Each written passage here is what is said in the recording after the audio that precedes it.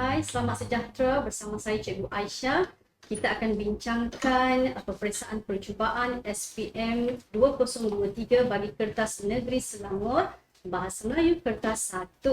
Bagi kertas 1 ini, masanya ialah 2 jam yang mana ada 2 bahagian, bahagian A dan bahagian B.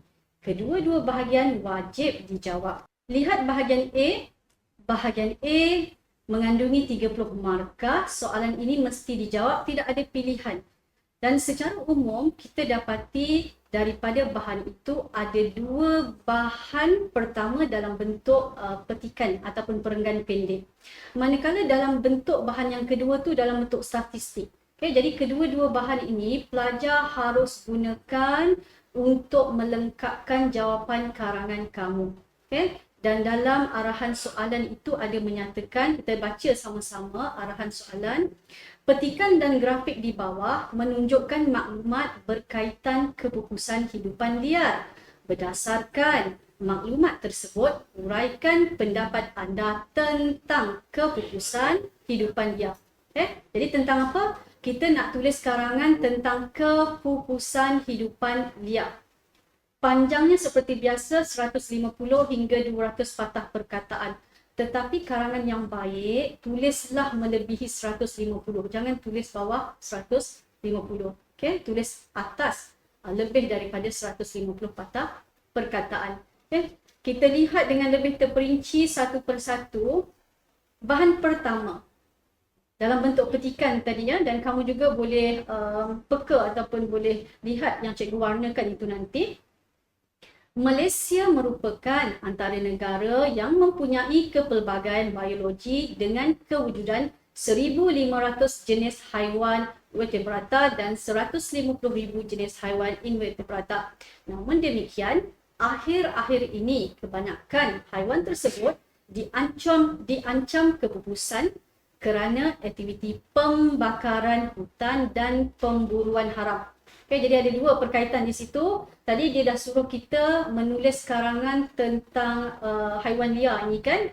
Dan di situ dia kata haiwan liar diancam kepupusan kerana pertama, aktiviti pembakaran hutan. Kedua, pemburuan haram. Ada dalam bahan. Okay. Kita lihat bahan yang seterusnya. Bahan kedua ni lebih berbentuk statistik. Namun di situ ada maklumat yang cuba disampaikan. Perhatikan.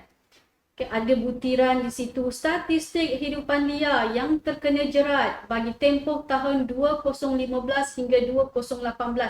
Ada tempoh tahun. Dan kita lihat di sebelah kiri itu ada senarai spesies-spesies yang ada. Okay? Spesies haiwan liar seperti beruang, tapir, harimau dan jumlah bilangan pun ada disenaraikan mengikut tahun. Okay, jadi itu sumber daripada Jabatan Perhilitan. Kita lihat maklumat yang ada dalam bahan ini kita nak keluarkan dalam bentuk yang lebih terperinci.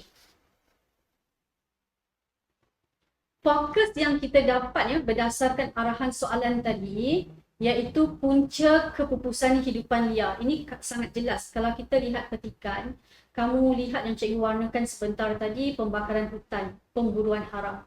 Itu jelas menunjukkan punca kepupusan hidupan liar. Okay? Jadi bahan yang pertama ada 2, pembakaran hutan, pemburuan haram.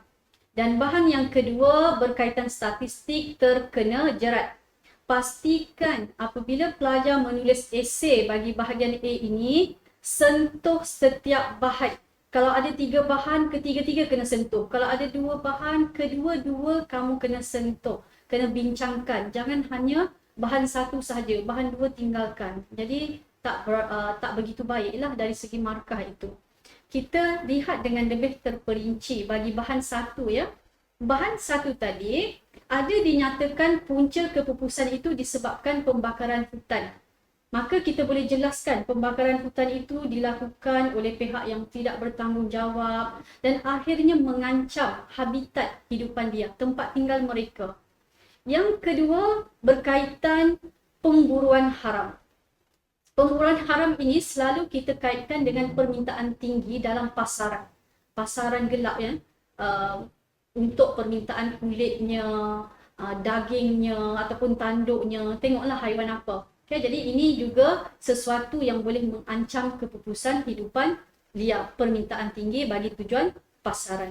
Contoh diberikan kulit ataupun daging. Okay, dijadikan makanan eksotik. Okay, jadi itu ialah menyebabkan kepupusan. Dari bahan yang kedua, statistik tadi, kita dapati statistik berkaitan terkena jerat. Statistik ditunjukkan bagi tempoh 2015 hingga 2018. Jumlah ini dilihat semakin meningkat. Dan kamu juga boleh masukkan dalam esei ataupun karangan kamu tadi, contoh-contoh hidupan liar. Kalau nak masukkan contoh-contoh jumlah yang tertinggi tu, haiwan yang mana, tahun berapa pun boleh, tak ada masalah. Okay? Yang penting apabila kita menulis esei untuk bahagian A, tolong sentuh setiap bahan itu, tak kiralah dalam bahagian pendahuluan ke, dalam bahagian isi-isi ataupun mana-mana bahagian. Okay? Jangan tinggalkan maklumat penting. Boleh ya?